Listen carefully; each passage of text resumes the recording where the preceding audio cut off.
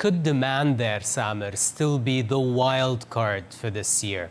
I mean, growth forecasts for China for oil demand varies by some 500,000 barrels a day. Some say oil demand is now detached from GDP growth over there.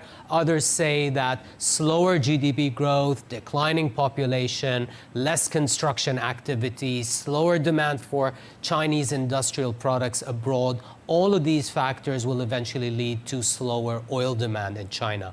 Even CNPC expects a timid growth of less than 200,000 barrels per day this year. So what is your house view and what are the dynamics at play here?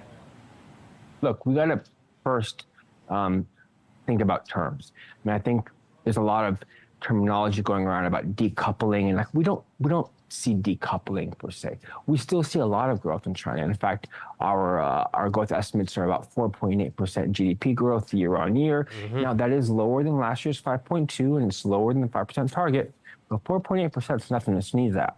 So we still see some growth there. And I think you are right to point out that, you know, historically, when China analysis has often looked at it from a super macro perspective, and it's time to get really at the sectoral level and see how different sectors are doing. I think that's going to be how analysis of where growth it will be found is going to mature as we move forward. Now, we do think this year, a lot of the growth is contingent on strong fiscal support. We've already seen that, right? We're kind of seeing it in new instances of it repeatedly, and the market's watching very closely for that. And then that feeds into sectors like you say, construction and manufacturing. We do see net demand growth in China this year, around 400,000 barrels a day. Now that's that's partially some pickup in transport fuels, jet fuel, gas and gasoline. While we'll see some decline in